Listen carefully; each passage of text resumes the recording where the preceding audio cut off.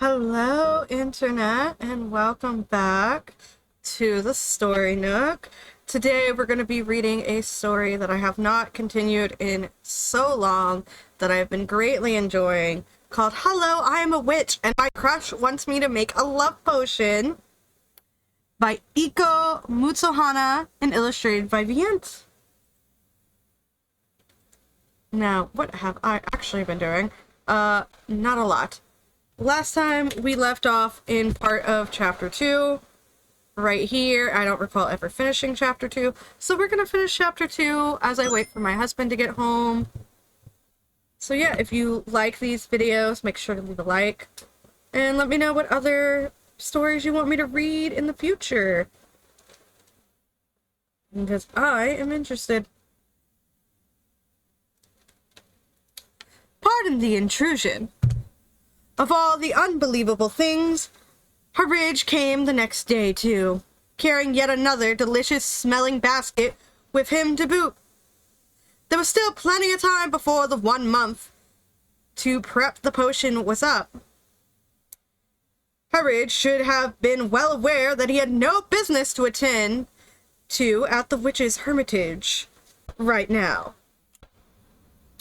He gracefully took a seat and waited after handing the food over to Rose, who stared at him with a muscle twitching in her cheek.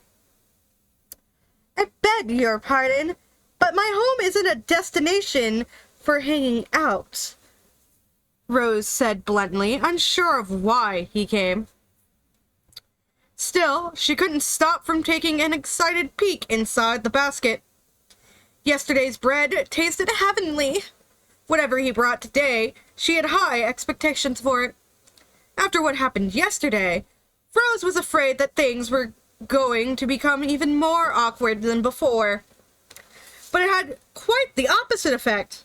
She was able to speak more naturally with him now. It turned out... It turned out to be a good case of shock therapy. Well, at least I forgot what I showed off yesterday. It totally didn't happen.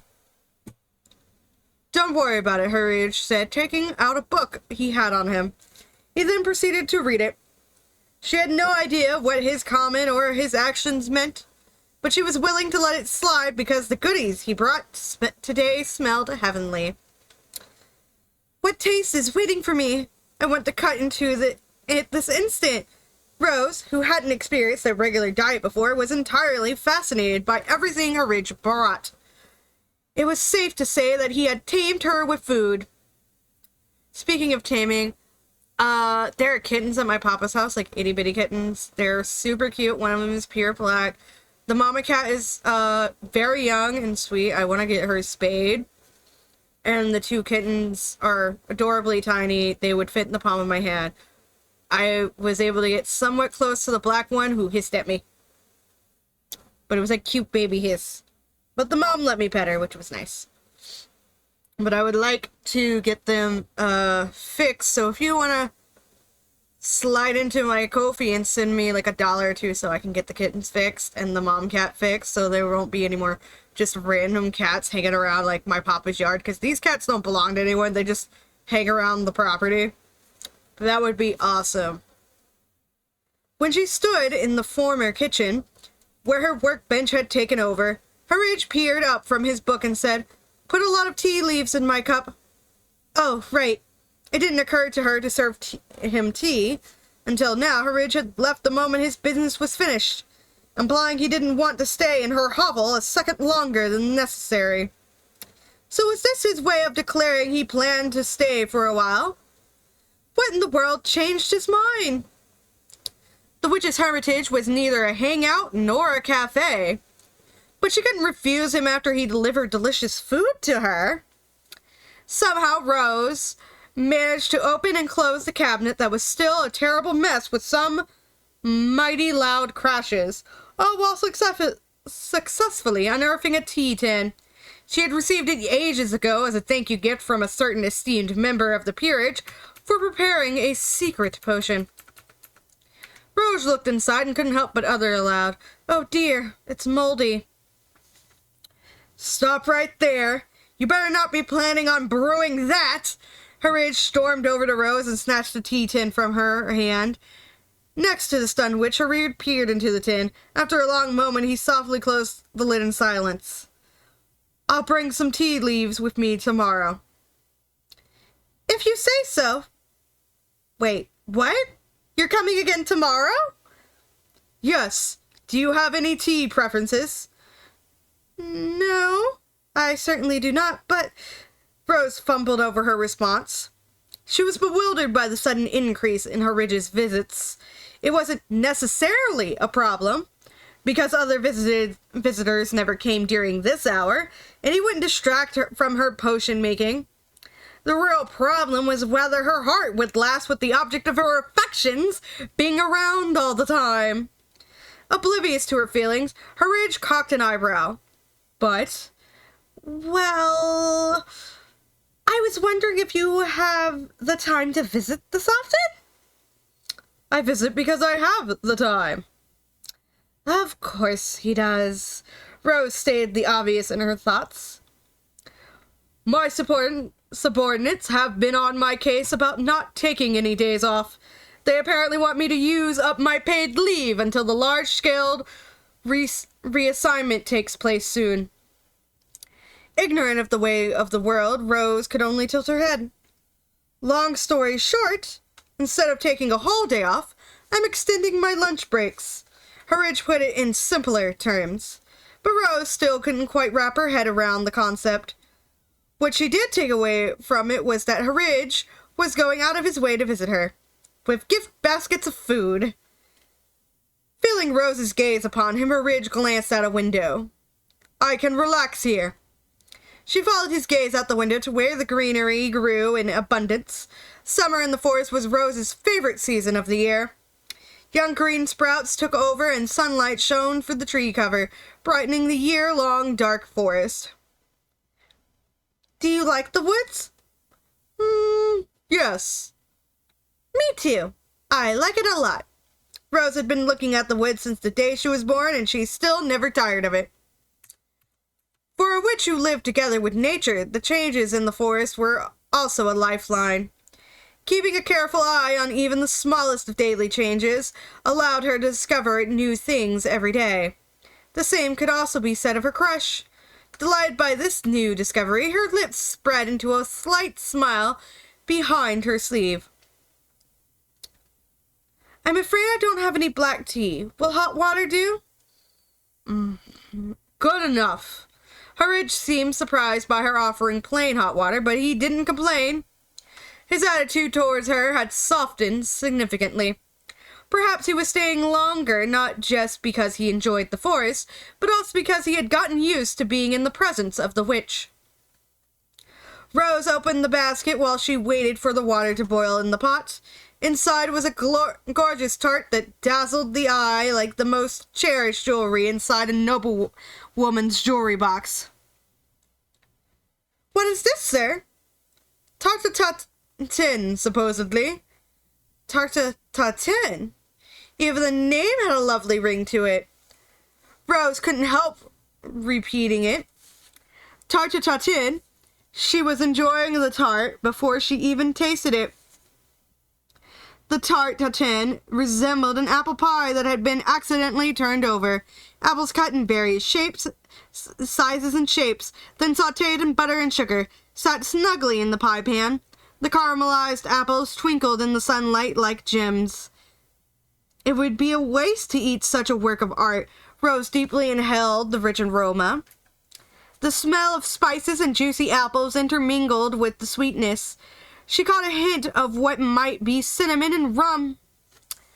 Fun fact I know about tarte tatin simply because I watch a lot of cooking shows, and one of those cooking shows is Master Chef and Hell's Kitchen and all that.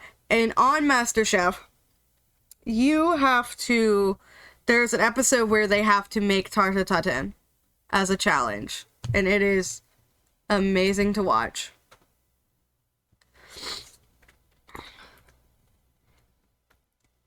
Cutting it with a kitchen knife proved difficult. Although the evenly sautéed apples were tender, Rose had to apply pressure to cut through the harder bottom layer. When she cut into the corner, her knife sliced into a hardened piece of caramel with a crisp crunch. She stifled a tiny scream at the sound that reminded her of cutting through bone. That does not sound fun. The sound of cutting through bone. A sigh of relief slipped from her when she finally managed to cut a piece. The dessert was beautiful from above, but the cross-section view was yet another sight to behold. The tender, sweetly sautéed apples looked like they drank a cup of caramel and then napped in what they couldn't finish. The dark amber interior drew a beautiful contrast with the brown pastry crust, making Rose wish she could stare at it forever. But a tart's true value came from eating it. She returned to the table with the cups of hot water and slices of tatin. Ridge put his book aside to eat. "Thank you for dessert," Rose said, expressing her gratitude, and plunged her fork into her slice. Soft apples spilled out of the pastry. She glanced over at her Ridge. The tart maintained its perfect shape for him as he ate it with a poised expression. Rose brought the tart to her mouth in a nervous anticipation. The invigorating smell of apples and the bittersweet caramel brought Rose great joy. The color may have been cooked out of the apples until they turned translucent, but their crunch was alive and well. Before such divine deliciousness, Rose put down her fork and prayed. God was here. Ridge briefly watched her reaction before moving his fork without saying anything. Rose washed the dishes as soon as they finished eating. She was confident she would leave them lying around collecting mold if she waited for her Ridge to leave.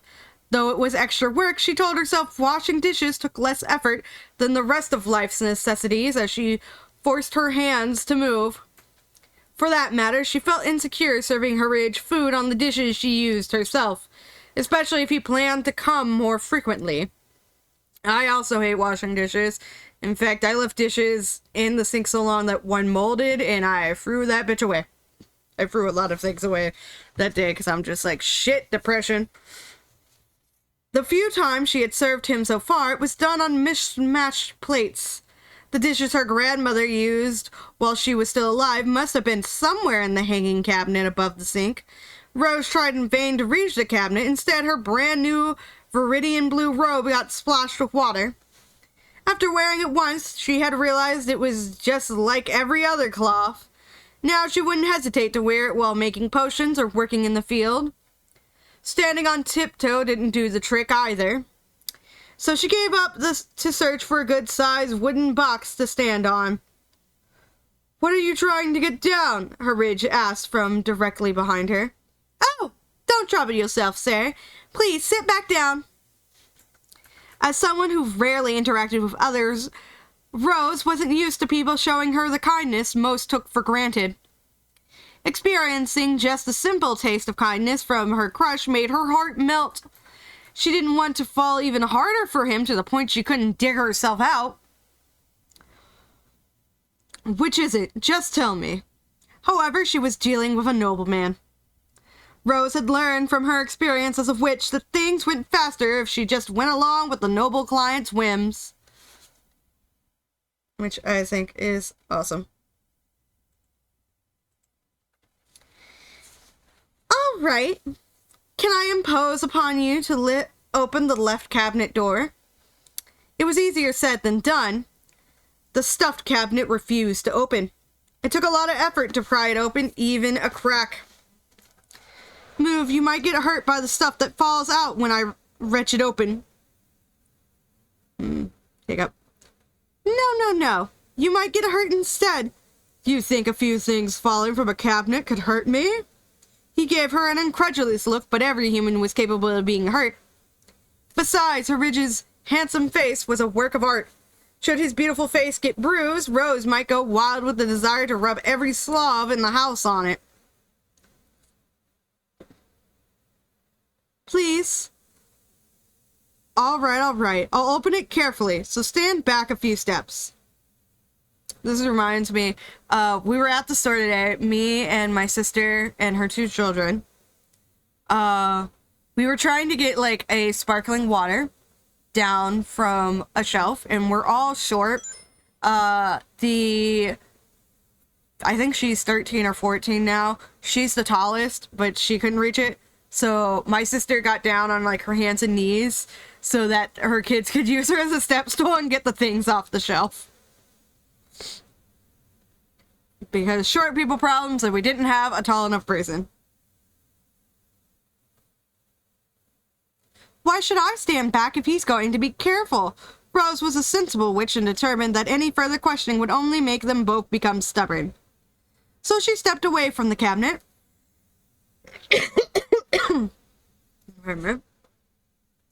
Harage inserted his hand and a rod into the opening she had managed to make and moved back the stuff jammed against the door.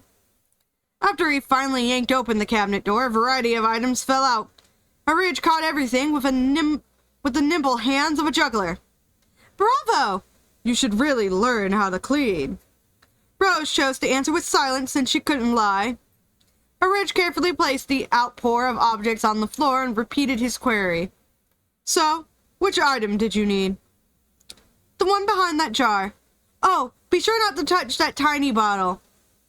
Please make sure not to brush your hand against the paper bag beside it either. It's toward the back to the left, near the corner on the right. With his patience diminishing, Harage grimaced at her. You find it. What? She was in the air before she could react. He held her up by the waist. Grab it. Oh, okay. Rose wasn't sure if this was when she should turn red or blue, but she followed orders anyway. In a flurry, she rummaged through the cabinet until she found the wooden box in question. She conveyed that she had completed her mission by bobbing her head faster than a cat stalking its prey. Harage softly lowered her to the floor. With that came the end of the warmth she had felt through her thick robe, radiating from Harage's body. Relief washed over her. You still haven't packed on meat? Huh. What a way to check someone's weight. That settled it. He might acknowledge her as a human being, but not as a woman. Nevertheless, Rose was a witch. Whether she was viewed as a woman didn't matter. Retrieving plates from the box came first. It doesn't matter, damn it. Tears are obscuring my view. She grabbed the wooden lid and ripped it off the box with a vengeance. Then she peeled off the cloth, revealing Celadon porcelain plates, without a speck of dust on them. Yes, I found them. So pretty. The color is beautiful. It must have been made by a very skilled craftsman. I was hoping to use these dishes during your next visit. Chills ran down her spine when you realize...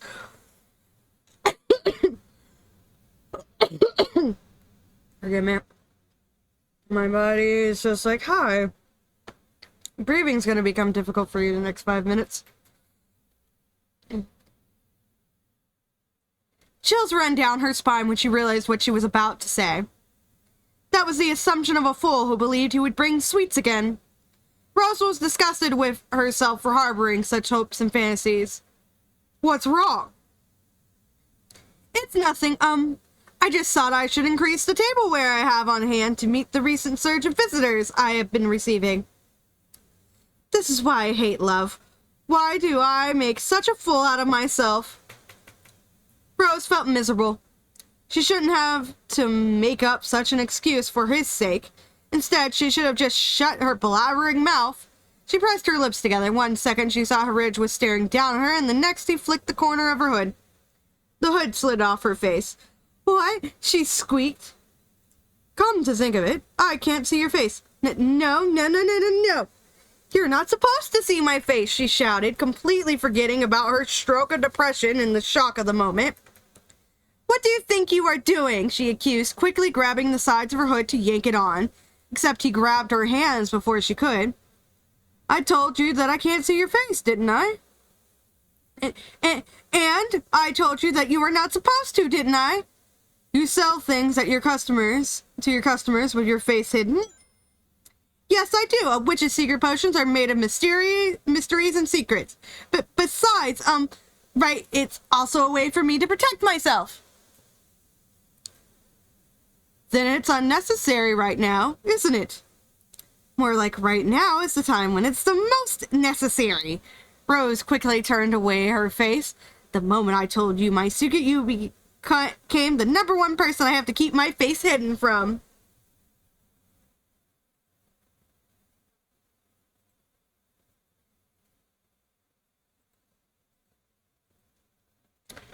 However, Rose couldn't tell him that. She didn't want to betray Harridge's image of her now that he seemed to finally trust her for whatever reason. Harridge tightened his grip when she delayed her answer. Rose curled her fingers into the hood and said, "Very well. Then please tell me exactly why it is better for me to show you my face." You want to know why? Tell me, does the rest of the world know about the witch's secret that you accidentally spoke of to me? Rose whipped her head from side to side. He asked a preposterous question. She planned to take the secret to her grave. She hadn't even spoke of it to Tien, who had known her for many years. She couldn't speak for other witches, but she was fairly certain they kept the secret just as close to their hearts. Then doesn't that make me the only person you can speak to with your face shown?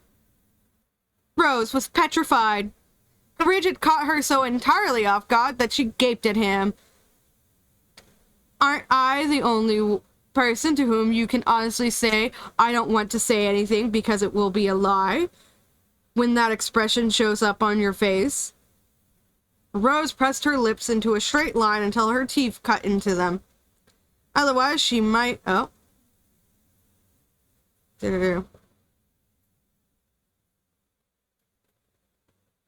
There is.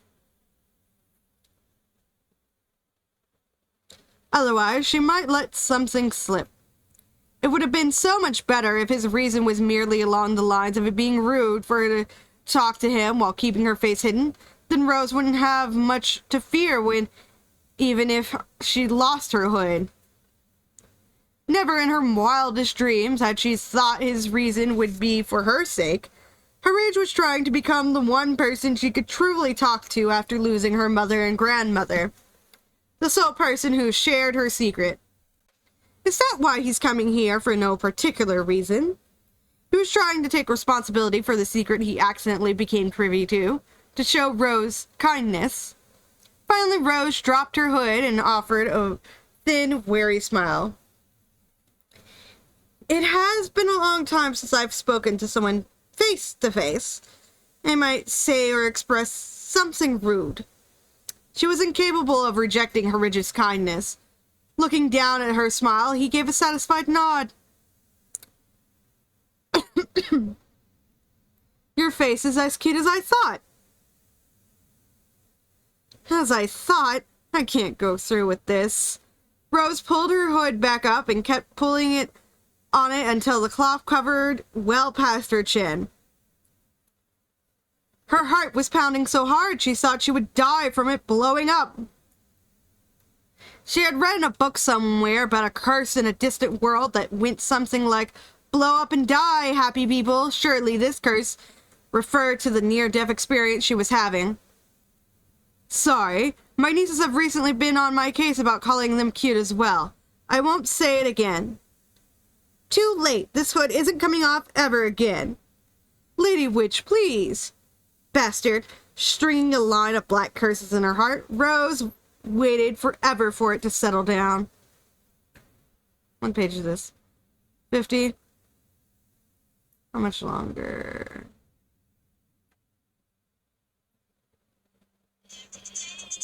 Alright. I have some responding, so we're gonna end this video at that point of the hood's never coming off. So, here. Come in. Here.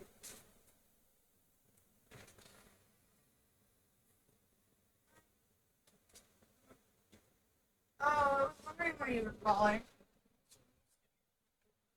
I'm sorry. No, I was too close to the door. I was recording YouTube videos.